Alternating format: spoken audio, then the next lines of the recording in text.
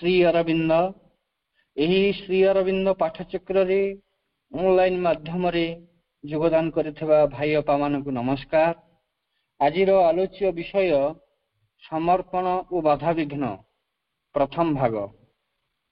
समर्पण और बाधा विघ्न प्रथम भाग प्रसंग रे आलोचना करिवा निमंते भुवनेश्वर ग्यारेज छकर सत्यश्री अपा सत्यश्री रथन को मु अनुरोध करुछि। सत्यश्री अपा तांकर वक्तव्य प्रदान करंतु। करुणामयी माँ परम प्रभु श्री अरविंद को मोर प्रणाम। आज ऑनलाइन पाठचक्र जोग देइथिबा सबु अपा भाई को प्रणाम। माँ कर जंत्र होई आम मानक पाई प्रतिदिन एते सुविधारे माँ कर कथा सुनिबार सुजोग सृष्टि करथिबारु कमल भाई को अनेक अनेक कृतज्ञता जनाउछि। आज मार्च मासर 29 तारीख पूर्ण जोगर इतिहास रे एक विशिष्ट दिन। से दिनटी थिला 1914 मसीहा मार्च मासर आज तारीख जेउ दिन दिव्य जननी श्री मांकर प्रथम साक्षात होइथिला परम प्रभु श्री अरविंद सहित। से महेंद्र बेल थिला दिन 3:30। समर्पणर शुद्ध सुवर्ण मुहूर्त। मांकर समर्पण थिला पूर्णांग। परम प्रभुंक पदप्रांतरे साष्टांग प्रणिपात माध्यम रे प्रभुंक कथारे एपरी समर्पणर पटांतर नाही। समर्पणरे पूर्ण जगर आरंभ, समर्पणरे पूर्ण जगर शेष।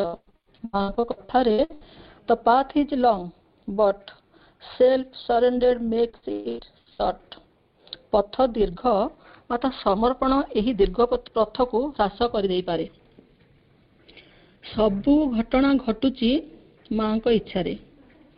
आज आउ जणे किए भाई की अपा कहिबार थिला मात्र मते सुजोग मिलिला। एबे भाबुची माँ सत्य रे केते करुणामयी। कहा पाई कौन दरकार से चिंता करंती। आज मोर जन्मदिन। माँ को कृपारु और कमल भाई को सहयोग रे आज मते किछि समय माँ को कथारे माँ को चिंतारे माँ को पाखरे डूबी जीवार सुजोग मिलिथिबारु माँ को सहस्र सहस्र सहस्र प्रणाम जनाउछि। कमल भाई को मध्य आउ थरे कृतज्ञतापूर्ण प्रणाम जनाउछि। सबु अपा भाई को आउ थरे प्रणाम जनाउछि। एकमात्र माँ को ऊपरे निर्भरता रख। तो पाई से सबू किछि करदेबे। कौनसी विषय रे तोर स्मरण रहु नथिले से स्मरण कराई देबे। पथरे बाधा विपत्ति देखा देले से सबू दूर कर देई पथ सुगम कर देबे। तांको प्रति तोर जेते अधिक परिमाण रे विश्वास और निर्भरता थिबो सेही अनुपात रे तू तांकर कृपा स्नेह श्रद्धा प्रेम ज्योति शांति आनंद लाभ करि पारिबो। जीवनर झड़झंझा घन अंधकार दुर्विपाक और कंटकमय पथरे तू निरापदे शेष पर्यंत अग्रसर होई पारिबो जदि तू एकमात्र माँ को धरू। माँ को सहित संपूर्ण रूपे एक होई जाओ। माँ को सह प्रभु को सह मिलन ठारू बड़ी आनंद और गौरवर विषय किछि भी थाई न पारे। जोग जीवनर एहा ही वैशिष्ट्य और मूल उद्देश्य। सर्वदा भागवत शक्ति सह संजोग रहिबा ही पूर्ण जोग। पूर्ण जोगर मूल नीति हैला निजको संपूर्ण भाव में समर्पण करिबा। केवल भगवान का पाखरे आउ कहा पाखरे नुहे। पृथ्वी पृष्ठरे भगवान का दिव्य सृष्टि को उपलब्धि करने को हेले देवता मानू को मध्य भगवान को निकट में आत्मसमर्पण करने को पड़ी थाए। ए वाक्यटू आउ थे शुणा। एपरिकी पृथ्वी पृष्ठरे भगवान का दिव्य सृष्टि को उपलब्धि करने को हेले देवता मानू को मध्य भगवान को निकट में ଆତ୍ମସମର୍ପଣ କରିବାକୁ ପଡ଼ିଥାଏ। ଆମର ହୃଦୟରେ ପ୍ରେମ, ଭକ୍ତି, ସମର୍ପଣ ଯେତେ ବର୍ଦ୍ଧିତ ହେବ, ସାଧନାର କ୍ରମ ବିକାଶ ସେତେ ଦ୍ରୁତ ଓ ନିର୍ଦ୍ଦୋଷ ହେବ। ଶ୍ରବଣଂ କୀର୍ତ୍ତନଂ ବିଷ୍ଣୁ ସ୍ମରଣଂ ପାଦ ସେବନଂ ଅର୍ଚ୍ଚନଂ ବନ୍ଦନଂ ଦାସ୍ୟ ସଖ୍ୟ ଆତ୍ମନିବେଦନଂ। ନବଧା ଭକ୍ତିର ଏ ଶେଷରେ ଯେଉଁ ଆତ୍ମନିବେଦନ ଅଛି, ଏହା ହେଉଛି ଶ୍ରୀ ଅରବିନ୍ଦଙ୍କ ଯୋଗର ପାବଚ୍ଛ ଶ୍ରେଣୀର ପ୍ରଥମ ପାବଚ୍ଛ। ସମ୍ୟକ ଅର୍ପଣ ହିଁ ସମର୍ପଣ, ପୂର୍ଣ୍ଣ ସମର୍ପଣ ହିଁ ଆତ୍ମନିବେଦନ। ଏହି ସମର୍ପଣ ଏତେ ସହଜ ନୁହେଁ, ଏଥିରେ ଅନେକ ବାଧାବିଘ୍ନ ଅଛି। ଆଜିର ବିଷୟ ସମର୍ପଣ ଓ ବାଧାବିଘ୍ନ। ଗୀତାରେ ଶ୍ରୀକୃଷ୍ଣ କହୁଛନ୍ତି, ଯାହା କରୁଅଛ ତୁମେ, ଭୋଜନ, ହୋମ ବା ଦାନ, ତପସ୍ୟାଦି ହେ କୌନ୍ତେୟ କର ମତେ ସମର୍ପଣ। ମା ମଧ୍ୟ କହୁଛନ୍ତି, ଜୀବନରେ ଭଗବାନଙ୍କ ଛଡ଼ା ଅନ୍ୟ କିଛିକୁ ବଡ଼ ସ୍ଥାନ ଦେବୁ ନାହିଁ। ସବୁ କିଛି ଅଳିକ, ନିରର୍ଥକ, କ୍ଷଣଭଙ୍ଗୁର। ଏକମାତ୍ର ଭଗବାନ ହିଁ ସତ୍ୟ ଏବଂ କେବଳ ସେ ହିଁ ତୋର ଭାଗ୍ୟ ପରିବର୍ତ୍ତନ କରିଦେଇ ପାରିବେ ତଥା ତୋତେ ସମସ୍ତ ପ୍ରକାର ଅଭାବ, ଅନାଟନ, ଦୁର୍ଭାବନାରୁ ମୁକ୍ତ କରିବେ, ନବ ଜୀବନ, ନବ ପ୍ରେରଣା ଯୋଗାଇବେ, ସାଧାରଣ ଜୀବନର ଗତିଧାରାକୁ ବଦଳାଇ ଏକ ଅସାଧାରଣ ଜୀବନରେ ପରିଣତ କରିବେ, ଦିବ୍ୟ ଜୀବନରେ ରୂପାନ୍ତରିତ କରିବେ। ଯଦି ତୁ ଅକପଟ ସରଳ ହୃଦୟରେ ନିଜକୁ ତାଙ୍କ ଚରଣରେ ଶ୍ରଦ୍ଧା ଓ ନିଷ୍ଠା ସହ ସର୍ବାଙ୍ଗୀନ ରୂପେ ଅର୍ପଣ କରିଦେଉ। ମାତ୍ର ଏ ସମର୍ପଣ ଏତେ ସହଜ ନୁହେଁ। ପୂର୍ଣ୍ଣ ସମର୍ପଣ ଦ୍ୱାପରରେ କେବଳ ଶ୍ରୀରାଧା କରିଥିଲେ ଶ୍ରୀକୃଷ୍ଣଙ୍କ ପାଖରେ। ହେ ପ୍ରଭୁ, ମୁଁ ତୁମର। ଆହାରେ, ବିହାରେ, ନିଦ୍ରାରେ, ସ୍ୱପ୍ନରେ କେବଳ କୃଷ୍ଣ ଦର୍ଶନ, କୃଷ୍ଣ ଚିନ୍ତନ। ଥରେ ନାରଦ ଦ୍ୱାରକାରେ ଯାଇ ଦେଖିଲେ ପ୍ରଭୁ ଅସୁସ୍ଥ ଅଛନ୍ତି, ତାଙ୍କୁ ଜ୍ୱର ହେଇଛି। ନାରଦ ବ୍ୟସ୍ତ ହୋଇପଡ଼ି ପଚାରିଲେ, ଆପଣ କେମିତି ସୁସ୍ଥ ହେବେ ପ୍ରଭୁ? ଶ୍ରୀକୃଷ୍ଣ କହିଲେ, ମୋତେ ଭଲ ପାଉଥିବା କୌଣସି ବ୍ୟକ୍ତି ଯଦି ତାର ପାଦ ଧୂଳି ଦେବ, ତାକୁ ମୁଁ ମୋ ଦେହରେ ବୋଳି ହେବି, ତେବେ ସୁସ୍ଥ ହେଇଯିବି। ନାରଦ କହିଲେ, ଏଇ କଥା, ଏବେ ମୁଁ ଅନ୍ତପୁରକୁ ଯାଉଛି। ସେଠାରେ ଅଷ୍ଟପାଟବଂଶୀ ଅଛନ୍ତି ନା, ସେମାନଙ୍କ ଠାରୁ ବଳି ଆଉ କିଏ ଅଧିକ ଭଲ ପାଉଥିବ ଆପଣଙ୍କୁ? ପ୍ରଭୁ ଟିକେ ହସିଲେ। ନାରଦ ସାଙ୍ଗେ ସାଙ୍ଗେ ଅନ୍ତପୁରକୁ ଯାଇ କହିଲେ, ଆପଣମାନେ ତ ପ୍ରଭୁଙ୍କୁ ପ୍ରାଣ ଭରି ଭଲ ପାଆନ୍ତି ନା? ହଁ, ନିଶ୍ଚୟ ନିଶ୍ଚୟ, ପ୍ରଭୁ ତ ଆମ ଜୀବନ। ତେବେ ଆପଣମାନଙ୍କ ଭିତରୁ କିଏ ଟିକେ ପାଦ ଧୂଳି ଦିଅନ୍ତୁ, ପ୍ରଭୁ ଅସୁସ୍ଥ ଅଛନ୍ତି, ଦେହରେ ବୋଳି ହେଲେ ସୁସ୍ଥ ହେବେ। ସାଙ୍ଗେ ସାଙ୍ଗେ ଅଷ୍ଟପାଟବଂଶୀ କହିଲେ, ପାଦ ଧୂଳି ଦେବୁ? ଆମର ପାପ ହେବ, ଏଡ଼େ ବଡ଼ ପାପ ଆମେ କରିପାରିବୁନି। ନାରଦ ଫେରି ଆସି ଶ୍ରୀକୃଷ୍ଣଙ୍କୁ ଜଣେଇଲେ। ଶ୍ରୀକୃଷ୍ଣ କହିଲେ, ଏବେ ଗୋପପୁରକୁ ଯାଅ, କାଳେ ସେଠାରେ କିଏ ଦେବେ, ପିଲାଦିନ ତ ସେଠାରେ କଟାଇଥିଲି ନା। ନାରଦ ସାଙ୍ଗେ ସାଙ୍ଗେ ଗୋପପୁରକୁ ଗଲେ। ଯାଇ ଦେଖିଲେ ଗୋପୀମାନଙ୍କ ସହ ଶ୍ରୀରାଧା ଯମୁନାରୁ ଗାଧେଇ ଫେରୁଛନ୍ତି। ନାରଦଙ୍କୁ ଦେଖି ସମସ୍ତେ ଭାବ ବିହ୍ୱଳ। ଦେବର୍ଷି, ଆପଣ?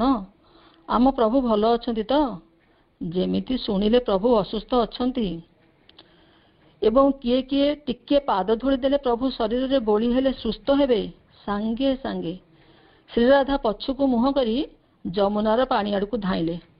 ସମସ୍ତେ ଭାବିଲେ ଶ୍ରୀରାଧା ବୋଧେ ପାଗଳି ହୋଇଗଲେ, ନହେଲେ ଯମୁନା ଜଳରେ ଝାସ ଦେବା ପାଇଁ ଗଲେ।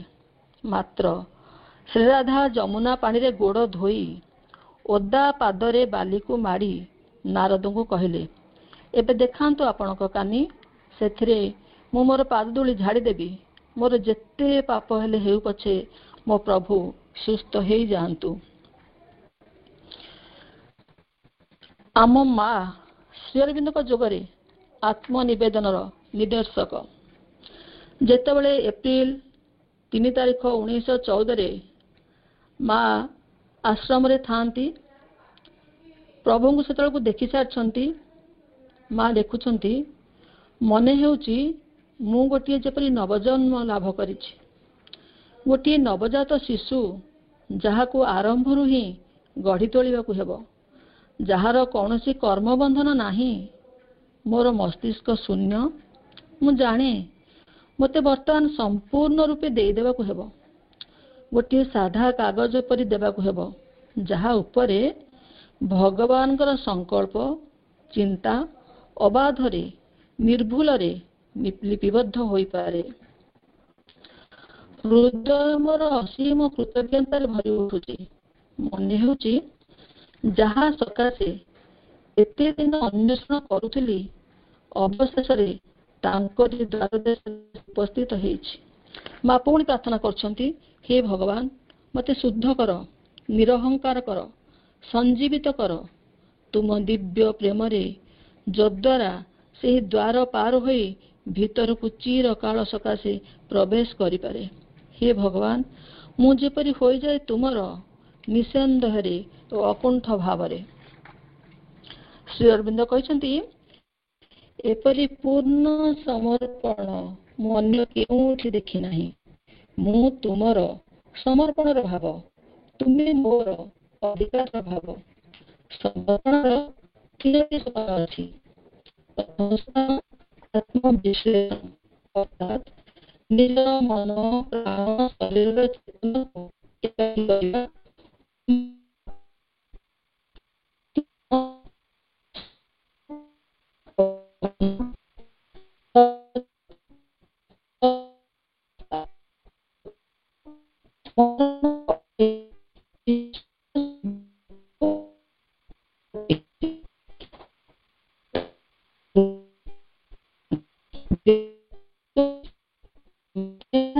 नुहे एथिपाई दरकार आस्पृहा और मातृ करुणा। गोटे झियो थरे ता बापा माँ सांगे आश्रम को आसीथिला। से कन्वेंट स्कूल रे पाठ पढ़ुथिला। जेहेतु से ख्रीष्ट धर्म धारा रे शिक्षा और जीवन यापन प्रणाली करुथिला, दिव्य जननी को देखिला परे से दिव्य जननी को सिल्क साड़ी पिंधिबा, लिपस्टिक लगेबा, सेंट व्यवहार करबा आदौ पसंद करि पाउ नथिला। तेणु से केबे आश्रम आसिया को इच्छा कलानी। झीटी बड़ हैला। तांको घर पाखरे एक चर्च थाए। से दिन थाए मेरींकर जन्मदिन अर्थात जेसस ख्राइस्ट बो झील को कहले तू चर्च जाई गोटे भल स्वामी मिलू बोली प्रार्थना करिवु। मात्र झीटी चर्च को गला। आखिरु धार धार लुह बोही आसते प्रार्थना कला, मु केवल तुमको ही चाहे, मु केवल तुमको ही चाहे। 2 मास परे झीर आभ्यंतरण अनुसंधिस्ता लक्ष्य करी झीर बापा श्री माँ को प्रार्थना करी चिठीटे लिखिले दर्शन पाई अनुमति देबाकू। श्री माँ अनुमति देले। झीटीर परिवार समस्ते माँ को दर्शन कले। झीटी देखिला माँ को प्रणाम कले। माँ मुंडरे हाथ रखी आशीर्वाद करुछंती। मात्र झीटी जेतेबेले माँ को प्रणाम कला जानिला माँ ता मुंडरे हाथ रखु नाहंती। तेणु से तार मुंड को माँ को पादरे आस्ते आस्ते चापिला। यहाँ परे माँ खूब धीर भावरे ता मुंड को आउंसी देथिले। यहाँ परे झीटी ठिया हला। देखिला माँ स्मितहास्य बदन रे ताकू चाहिछंती। माँकर हस सतेबा झीटीर समग्र शरीर मध्य तीर बेगरे प्रवेश करी गोटे सिंहरण सृष्टि करुछि। तापरे झीटी आसी ध्यान गृह रे बसिला। एबे तार मने हैला से जहा खोजुथिला सबू पाईगला। घर को फेरी से श्री अरविंद को बहीपत्र पढ़िया को आरंभ करदेला। जीवन ताको प्रहेलिका लागिलानी। श्री अरविंद सत्यबा ताको सबू पुस्तक माध्यम रे बुझाई देले। झीटर मन पुणी श्री माँ को दर्शन करने को व्याकुल हैला। सपरिवार पुणी झीटी आश्रम आसिला। परिवार माँ टेरास उपर अपेक्षारत थिबा समय रे चंपकलाल निजे आसी डाकिले, झीओ तुमको माँ डाकुछंती। झीटी टिके डरीगला। माँ कौन मत एका डाकुछंती। तापरे जाई देखिला माँ पूरा स्नेहपूर्ण दृष्टि रे चाहि रहिछंती। माँ झीटीर 2 चक्षु को दीर्घ समय चाहि रहिले और तांकर समस्त स्नेह प्रेम झीटी उपर अजाड़ी देले और झीटी को अंग भंगी निर्देश देले सेठारु जीवा पाई। ठीक सही दिन अपराह्न रे झीटी शोई थाए। ଅନୁଭବ କଲା ତାର ସୂକ୍ଷ୍ମ ଶରୀରଟି ଶ୍ରୀମାଙ୍କ କକ୍ଷକୁ ଉଡ଼ି ଯାଉଛି। ଝରକା ମଧ୍ୟ ଦେଇ ପ୍ରବେଶ କରି ମାଙ୍କୁ କହୁଛି, ବର୍ତ୍ତମାନ ମୁଁ ଆଉ ତୁମକୁ ଛାଡ଼ିଯିବି ନାହିଁ। ଅନ୍ୟ କଥାରେ, ମା, ତୁମେ ଆଉ ମୋତେ କେବେ ଛାଡ଼ିଯିବ ନାହିଁ। ଏହି ପ୍ରତିଶ୍ରୁତି ଲାଭ କରି ଝିଅଟି ଉଡ଼ି ଉଡ଼ି ପୁଣି ତା ଶରୀର ଭିତରକୁ ଫେରି ଆସିଲା। ସେହି ଦିନଠାରୁ ଝିଅଟି ଦିବ୍ୟ ଜନନୀକୁ ସବୁଦିନ ପାଇଁ ସମର୍ପିତ ହୋଇଯାଇଥିଲା, କାରଣ ମାଙ୍କ କୃପା ତା ପାଇଁ ଥିଲା। ଗୀତାରେ ପ୍ରଭୁ କହୁଛନ୍ତି, ସର୍ବଧର୍ମ ତେଜି ଏକା ମୋଠାରେ ପଶ ଶରଣ, ତାରି ବି ମୁଁ ସର୍ବ ପାପୁ ନକର ଶୋକ ଅର୍ଜୁନ। ଶ୍ରୀ ଅରବିନ୍ଦ କହୁଛନ୍ତି, ପୂର୍ଣ୍ଣ ଯୋଗରେ ସମର୍ପଣ ଦ୍ୱାରା ରୂପାନ୍ତର ହେବ। ଯଦିବା ହନୁମାନ, ବିଭୀଷଣ, ବଳି ଏମାନେ ସମର୍ପଣ ଦ୍ୱାରା ଅମରତ୍ୱ ଲାଭ କରିଛନ୍ତି, ମାତ୍ର ରୂପାନ୍ତର ଲାଭ କରିନାହାନ୍ତି। ଶରୀର ସେମାନଙ୍କର ବାର୍ଦ୍ଧକ୍ୟ ଅବସ୍ଥାରେ ରହିଯାଇଛି। ପ୍ରଭୁଙ୍କୁ ଆମେ ଦେବା ମାନେ ଏଇ ଫୁଲ, ଧୂପ, ଖଇ, କଦଳୀ, ଚିନି ନୁହେଁ। ଦେବା ସମ୍ପୂର୍ଣ୍ଣ ଭାବେ ନିଜକୁ, ଯେମିତି ଦେଇଥିଲେ ଧ୍ରୁବ, ପ୍ରହ୍ଲାଦ, ବଳି, ଶବରୀ, ହନୁମାନ, ଦ୍ରୌପଦୀ, ମୀରାବାଇ। ମା କହୁଛନ୍ତି, ସବୁଠୁ ବଡ଼ କଥା ହେଲା ତୁମେ କେତେ ପରିମାଣରେ ଭଗବାନଙ୍କ ସମ୍ବନ୍ଧରେ ସଚେତନ ଅଛ। ଦିବାନିଶି 24 ଘଣ୍ଟା ମଧ୍ୟରୁ ଯଥା ସମ୍ଭବ କେତେ ସମୟ ତାଙ୍କରି ଚିନ୍ତାରେ, ତାଙ୍କରି ସେବାରେ ଓ ତାଙ୍କର କର୍ମରେ ଅଭିନିବିଷ୍ଟ ହୋଇ ରହିପାରୁଛ। ଯଥାର୍ଥ ପାଖେ ମାତ୍ର କେବଳ ଘଣ୍ଟାଟିଏ ଚେଷ୍ଟା କର।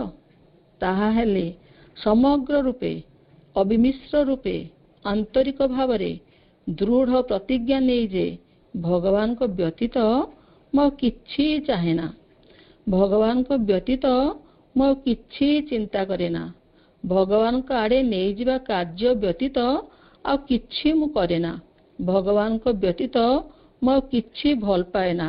ମା ଏତେ କୃପାମୟୀ। ଲକ୍ଷ୍ୟ କରନ୍ତୁ, ଏହି ବାଣୀର ପ୍ରଥମରେ ମା କହିଛନ୍ତି ଘଣ୍ଟାଟିଏ ଚେଷ୍ଟା କର।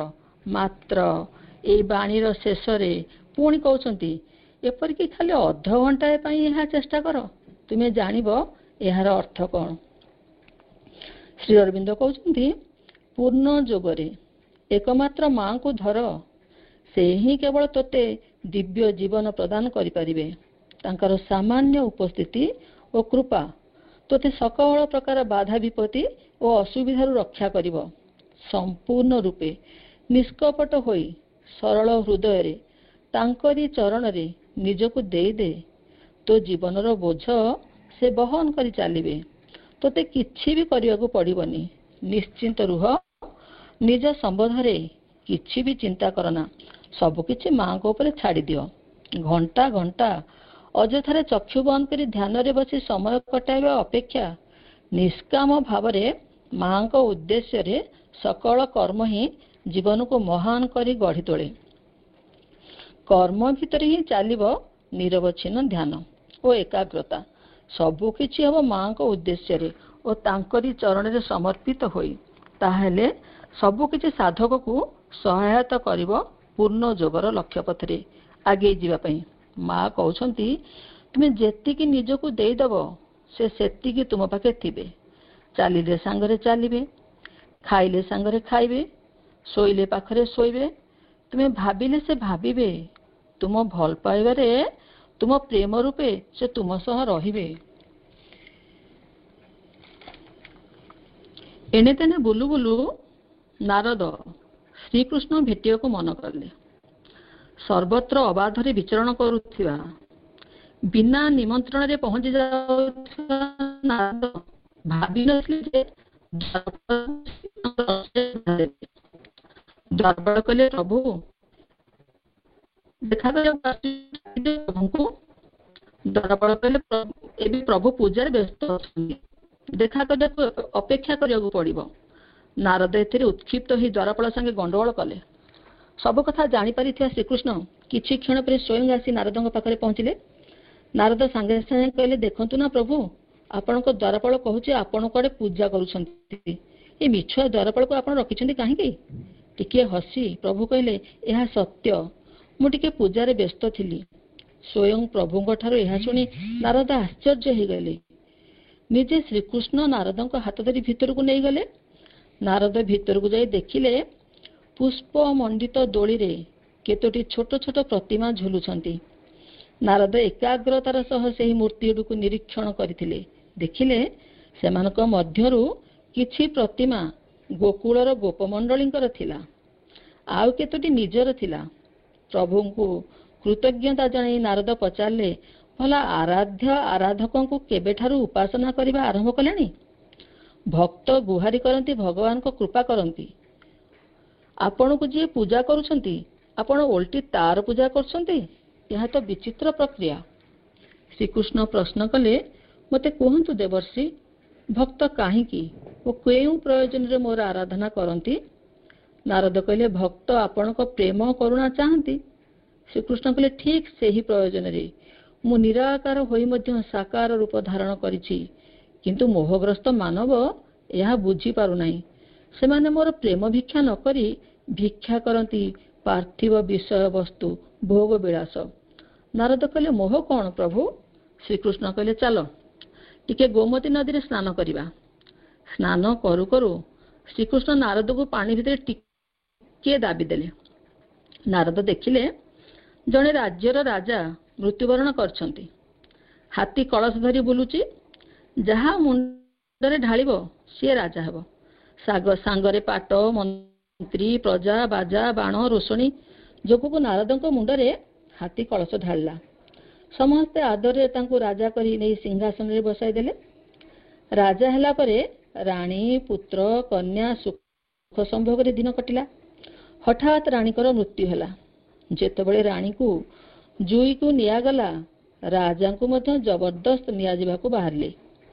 ରାଜା ସେତେବେଳେ ଛଟପଟ ହେଲେ, ଆରେ ମୁଁ ବଞ୍ଚିଛି, ମୋତେ କାହିଁ ମୃତ୍ୟୁଦଣ୍ଡ ଦିଆହେବ? ସମସ୍ତେ କହିଲେ, ଏହା ଆମ ରାଜ୍ୟର ପ୍ରଥା। ରାଜା ମଲେ ତାଙ୍କ ସାଙ୍ଗେ ରାଣୀ ମରିବେ, ରାଣୀ ମଲେ ତାଙ୍କ ସାଙ୍ଗେ ରାଜା ମରିବେ। ରାଜା ବିକଳ ହୋଇ କାନ୍ଦିବାରେ ଲାଗିଲେ। ଏହି ସମୟରେ ପ୍ରଭୁ ନାରଦଙ୍କୁ ପାଣି ଭିତରୁ ଉଠାଇ ଦେଖିଲେ ନାରଦ ବିକଳ ହୋଇ କାନ୍ଦୁଛନ୍ତି। ଶ୍ରୀକୃଷ୍ଣ ପଚାରିଲେ, ଏବେ ମାୟା କ'ଣ ବୁଝିଲ ତ? ଅପା ଭାଇମାନେ, ଆମେ ସମସ୍ତେ ଭଗବାନଙ୍କ ଦ୍ୱାରା ଏହି ମାୟାରେ ଛନ୍ଦି ହୋଇ ସମୟ ସାରି ଦେଉଛେ। ଏଥିପାଇଁ ଆମର ଆସ୍ପୃହା ହେବା ଉଚିତ, ହେ ପ୍ରଭୁ, ମୋ ଇଚ୍ଛା ନୁହେଁ, ତୁମ ଇଚ୍ଛା ହିଁ ପୂର୍ଣ୍ଣ ହେଉ। May thy will be done not mine. ସରଳ ଭାବରେ କହିଲେ, ମୋର ଯେଉଁ କାର୍ଯ୍ୟ ଯେପରି ଭାବେ କରିବା କଥା ତାହା ଯେପରି ମୁଁ ମୋର ପାରୁ ପର୍ଯ୍ୟନ୍ତେ ଉତ୍ତମ ରୂପେ ସମ୍ପାଦନ କରେ, ସେଥିପାଇଁ ମୋତେ କୃପା କର। ସମର୍ପଣକୁ ଆତ୍ମନିବେଦନ, ଆତ୍ମଦାନ, ଆତ୍ମୋତ୍ସର୍ଗ, ଆତ୍ମ ଉନ୍ମିଳନ କହିବା। ନିଜର ସମସ୍ତ କିଛି, ନିଜେ ଯାହା ଓ ନିଜର ଯାହା ସବୁ ଅଛି, ଜୀବନର ଅତୀତ, ବର୍ତ୍ତମାନ, ଭବିଷ୍ୟତ ସବୁକୁ ସ୍ୱଚ୍ଛନ୍ଦ ମନରେ ଆନନ୍ଦର ସହିତ ନିବେଦନ କରିବା ହିଁ ସ୍ୱତଃପ୍ରବୃତ୍ତ ଅକୁଣ୍ଠ ଆତ୍ମସମର୍ପଣ। ଯିଏ ନିଜକୁ ଭଗବାନଙ୍କୁ ଦିଏ, ଭଗବାନ ତାର ନିଜର ହୁଅନ୍ତି। ପୁରାତନ ଯୁଗରେ ତଥା ରାମାୟଣ ଏବଂ ଗୀତାରେ ଆତ୍ମସମର୍ପଣର ଅତୁଳନୀୟ ମହିମା ଗାନ କରାଯାଇଛି। ଲକ୍ଷ୍ମଣ, ହନୁମାନ, ବିଭୀଷଣ, ଧ୍ରୁବ, ପ୍ରହ୍ଲାଦ, ବଳି, କୁନ୍ତୀ, ଦ୍ରୌପଦୀ, ବିଦୁର, ଉଦ୍ଧବ, ଅକ୍ରୁର ଏମିତି ଅନେକ ଆତ୍ମସମର୍ପଣ ଦ୍ୱାରା ଭଗବାନଙ୍କୁ ଉପଲବ୍ଧି କରିଛନ୍ତି। ଭକ୍ତ ଭଗବାନଙ୍କ ଚରଣରେ ଯେଉଁ ପ୍ରକାର ନିଜକୁ ନିବେଦନ କରେ, ସେହି ପ୍ରକାରର ଫଳ ପ୍ରାପ୍ତି କରେ। କିଏ ଜାଗତିକ ସମ୍ପଦ ପାଏ, କିଏ ଅଷ୍ଟସିଦ୍ଧି ପାଏ, କିଏ ନବନିଧି ପାଏ, କିଏ ମୋକ୍ଷ ପାଏ, କିଏ କୈବଲ୍ୟ ପାଏ। ମାତ୍ର ଏସବୁ ହେଉଛି ଆଂଶିକ ସମର୍ପଣର ପ୍ରାପ୍ତି। ଏବେ ମନୁଷ୍ୟ ନିଜକୁ ସମ୍ପୂର୍ଣ୍ଣ ସମର୍ପଣ କରିବା ଦ୍ୱାରା ଯେଉଁ ଭଗବତ ପ୍ରାପ୍ତି ହେବ, ଅର୍ଥାତ୍ ତାର ଯେଉଁ ରୂପାନ୍ତର ହେବ, ତାହା ଆଗରୁ ଏଯାବତ୍ ହେଇନାହିଁ, ହେବ ଶ୍ରୀ ଅରବିନ୍ଦଙ୍କ ପୂର୍ଣ୍ଣ ଯୋଗରେ। ମା କହୁଛନ୍ତି, ଯାବତୀୟ ପରିସ୍ଥିତିରେ ଆମେ ସର୍ବୋତ୍ତମ ଭାବରେ କେବଳ ନିଜର କାର୍ଯ୍ୟଟିକୁ କରିଯିବା। ସେଗୁଡ଼ିକର ଫଳ କ'ଣ ହେବ ତାହାକୁ ସର୍ବଦା ଦିବ୍ୟ ପରମ ସତ୍ତାଙ୍କର ନିଷ୍ପତ୍ତି ଉପରେ ହିଁ ଛାଡ଼ିଦେବା। ହେଲେ ଆମେ ପଢ଼ୁଛୁ, ଶୁଣୁଛୁ, ବୁଝୁଛୁ, କିନ୍ତୁ କରିପାରୁନୁ। ଏବେ ନିକଟରେ ଜଣେ IAS ଟପର ଝିଅ ତାଙ୍କ ଇଣ୍ଟରଭ୍ୟୁରେ କହୁଥିଲେ ଯେ ସେ ଯେତେବେଳେ ଜନ୍ମ ହେଇଥିଲେ ତାଙ୍କ ଘରର ସମସ୍ତେ କାନ୍ଦିଥିଲେ, ଝିଅଟେ କାହିଁ ଜନ୍ମ ହେଲା, ଆଉ ଏବେ ଯେତେବେଳେ IAS ଟପର ସମସ୍ତେ କହୁଛନ୍ତି ତୁ ଆମ ବଂଶର ସୌଭାଗ୍ୟ। ଦିବ୍ୟ ପରମସତ୍ତା ଆମକୁ ଯାହା ଦେଇଛନ୍ତି ଆମେ କେବଳ ସେଥିରେ ହିଁ ସନ୍ତୁଷ୍ଟ ରହିବା ଏବଂ କୌଣସି ପ୍ରକାର ଦୁର୍ବଳତା ପ୍ରଦର୍ଶନ ନ କରି ସେ ଆମେ ଯାହା କିଛି କରୁ ବୋଲି ଇଚ୍ଛା କରୁଛନ୍ତି କେବଳ ସେହି କାର୍ଯ୍ୟକୁ ହିଁ କରିଯିବା। ଯେତେବେଳେ ଆମେ କୌଣସି ନା କୌଣସି ଅସୁବିଧାର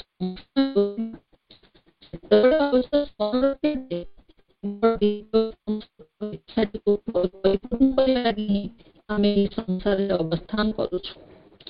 ଦିବ୍ୟ ପରମସତ୍ତା ଆମଠାରୁ ଏହି ଇଚ୍ଛାଟି କରୁଛନ୍ତି ଯେ ଆମେ ସଦା ଉନ୍ମୁକ୍ତ ଗୋଟିଏ ନଦୀ ପରି ହୋଇ ରହିଥିବା, ସର୍ବଦା ଅଧିକ ପ୍ରଶସ୍ତ ହେବାରେ ଲାଗିଥିବା, ଯେପରିକି ତାଙ୍କର ଶକ୍ତି ଗୁଡ଼ିକ ଆପଣାର ବିପୁଳତାକୁ ଆଣି ସେହି ଆଧାରଟି ମଧ୍ୟରେ ଢାଳି ଦେଇ ପାରୁଥିବ। ସମର୍ପଣର ସାଧନା ଏକାଦିନକେ ହୋଇପାରିବ ନାହିଁ। ପ୍ରଥମ ଅବସ୍ଥାରେ ଯାହାକୁ ସମର୍ପଣ ବୋଲି କୁହାଯାଏ ସେଥିରେ ନିଜର ଦାବି ଥାଏ। ଅବଶ୍ୟ ସମର୍ପଣକୁ ଧୀରେ ଧୀରେ କେହି ବି ଆରମ୍ଭରେ ସମର୍ପଣ କରିପାରେ ନାହିଁ।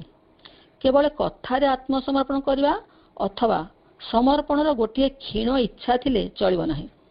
ଆମୂଳ ଓ ସମଗ୍ର ରୂପାନ୍ତର ସାଧନ ନିମିତ୍ତ ପ୍ରବଳ ଆଗ୍ରହ ରହିବା ହିଁ ଆବଶ୍ୟକ।